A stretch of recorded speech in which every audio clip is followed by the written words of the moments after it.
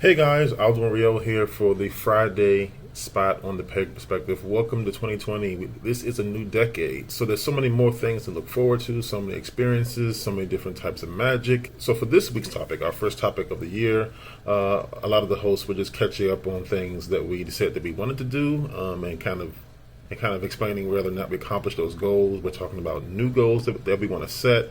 The idea of writing our goals down has popped up amongst a few of the hosts as well.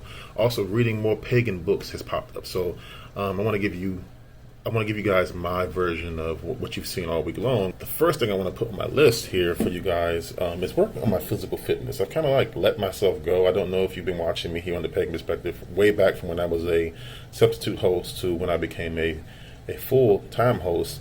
You may have noticed I've gained quite a bit of weight, so I will be working on my physical appearance because I feel like physical health helps with energy body health. Physical body is kind of a representation of the energetic body. So I'm going to be working out every day except for one rest day, and that is an effort to keep my physical fitness up so that way I can keep my energy body up, because I want to get into some energy work things later on this year.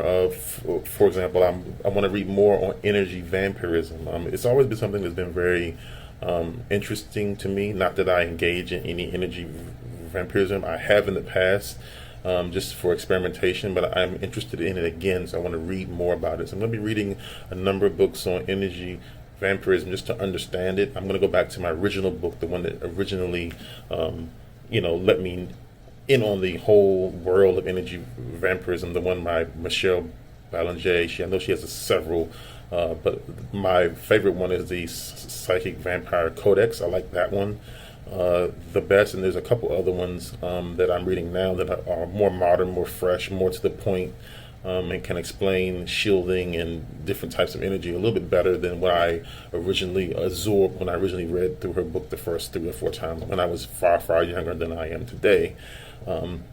Second, I want to read more on voodoo books. Today is actually Voodoo Day in Benin, so it's very interesting that I will make this announcement. I'm going to be reading a lot more into voodoo, and just to understand it, because I do have blood from Benin. I do want to explore that connection starting out this new decade, and just starting out 2020. I want to understand that more. So I've got several books that I want to read. The first of which is actually by someone whose magical name actually is my real last name, Mambu Chitia Tan's Haitian Voodoo. I want to read that one first, for obvious reasons. By her having a magical name that has my real last name, it makes me very interested in reading this book. Number 2 would be The Handbook of Yoruba Religion Concepts by Ole Karde, if I'm saying that right. Please forgive me, I'm probably butchering it. My point in reading these books is to understand the pronunciations of different magical titles and things in the voodoo world as I move forward in my spiritual development. As you know, I'm eclectic, guys, so I do borrow and pull from different things. I studied Wicca for a long time. I considered myself to be a Wiccan shamanic witch for a long time, and now I'm just a practitioner of pagan shamanism right now, and I am going to be looking more at voodoo.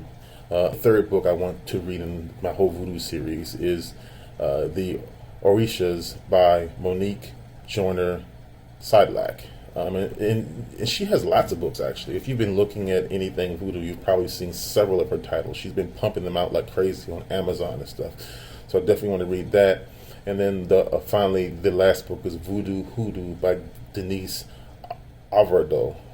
That book seems to have gotten quite a bit of reviews and things, so I want to look through that and just consume these 3 books this year in the realm of voodoo, so I can kind of have more overall knowledge and see if I want to incorporate those into my practices or not. And again, like most of the hosts here, I do want to post far more often on my personal channel. For a while, I had a video game series going, and that's kind of where my interest in voodoo peaked, because I actually got quite a bit of people asking questions about the voodoo, the individual voodoo video I did where I was playing like a Grand Theft Auto game or something, and I was talking about the beginnings of it, because voodoo kind of became more and more popular with American Horror Story. Of course, Papa Legba shows up there, and people are seeing him. I dressed up as him as for Halloween the year before, and it was surprising how many people even in downtown Bethesda, Maryland, where I am, where I live or live near, people were literally called out across the street. They were like, "Hey, do you want to make a deal?" Like they knew who I was dressed up as everywhere I went. So voodoo has kind of become more mainstream. It's always been one of those religions that's kind of pushed to the side just because of, especially the history of Haiti, and the slave trade and things. It's always been demonized. It's always been seen as like this evil. Even the term black magic with racial connotations has been assigned to it as well. Of course, there's a strong connection with Catholicism, just because the enslaved people had to hide their real religious faith and kind of make it blend into the Catholic religion, because Catholicism was obviously strong in France, obviously strong in the United States over Haiti's history. So I'm going to be running up against that, I'm sure. Like, for example, there are many saints that share names with some of the Haitian Lawa. I'm going to be doing a series on voodoo, a little more of an extensive look as I bring in these books and I understand them better. Also, guys, if you have any suggestions of books, I would love to hear what you have to say. Go ahead and post it down below.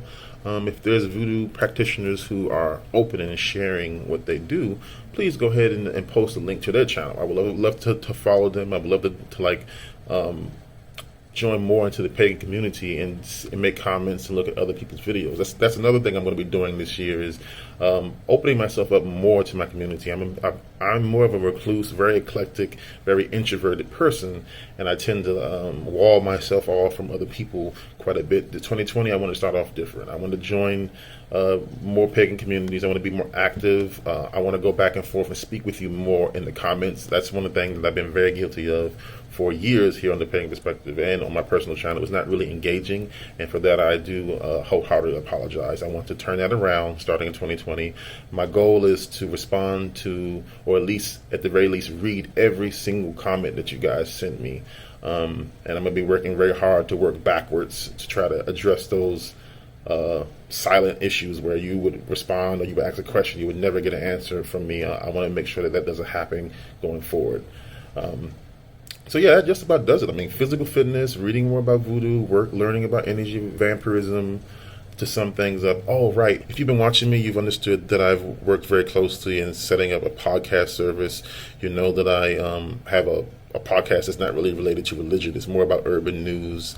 I do want to expand into radio play style podcasts. Corey and I discussed something briefly. It's not really in the works just yet, where I want to actually do pagan drama style podcasts. And something similar to like Charmed or something like that. I kind of want to bring a small series, even if it's nothing but a 5 or 3 episode podcast, just to kind of dibble and dabble in that world and to see what we can make happen. So if there's something that you're interested in, again, please don't forget, go ahead and respond down below. Let me know if you have like a unique voice you would love to, if you would love to be a voice as one of the witches or persecutors or what have you that we dream up in the future. I would love to hear what you would love to do. I mean, especially if you've got a story, you've been wanting to do a drama podcast like for a while now.